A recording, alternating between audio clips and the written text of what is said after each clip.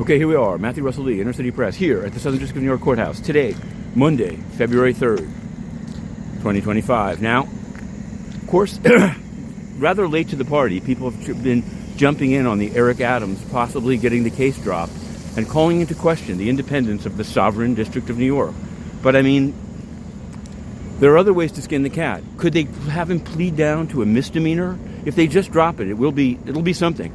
There's other coverage how Andrew Cuomo is getting ready with a pack to jump in.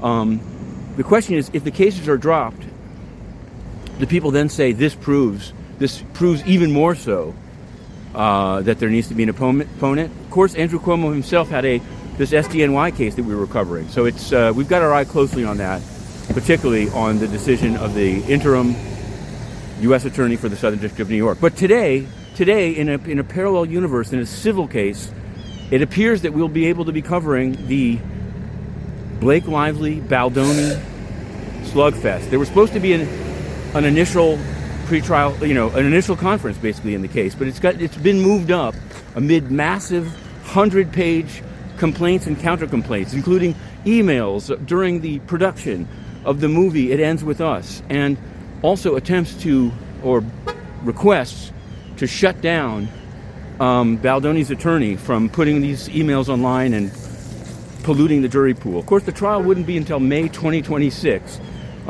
Just now, I saw a notice of appearance by an attorney recently in the SDNY representing the Georgia poll workers against Rudy Giuliani. So it's become something of a cultural touchstone. I think Sigrid McCauley is in the case. In any event, 11 a.m., we're hoping to have a stream on it. There's also going to be a hearing at 11 a.m. about the OMB memo and funding cuts. So we'll see how we balance the two. That's in D.C., but actually they're making it available. So I'm going to be trying to do both. We'll see.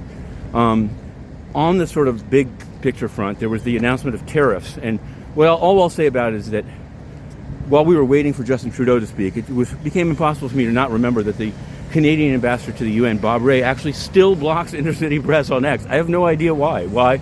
I mean, I think I once asked a question of Justin Trudeau about Canada's funding of Saudi Arabia to bomb Yemen, a perfectly UN question, but he didn't want to answer it. And so he said, I'm going to take another question, but I'm not going to reward bad behavior. Bad behavior being asking about Saudi Arabia and bombing Yemen.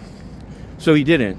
And after that, Bob Rae arrived and blocked Inner City Press on X. So it's kind of a shocker that, and in noting that, it seems that then you're perceived as being very anti-Canada. I'm not anti-Canada, but I am anti-Bob Rae. I will say that.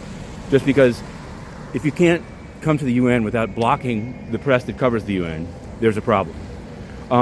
In other sort of more nitty-gritty UN news, we've written a series of stories now about Ben Swanson. He's the now outgoing head of the Office of Internal OIOS. It's the investigative unit, basically the cover-up unit for Antonio Guterres.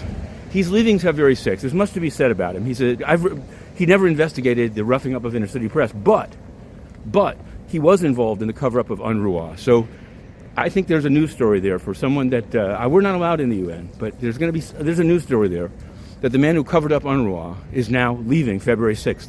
They set up a website to be able to sort of praise him, and then they blocked it with a password because people started putting up nasty and true behavior.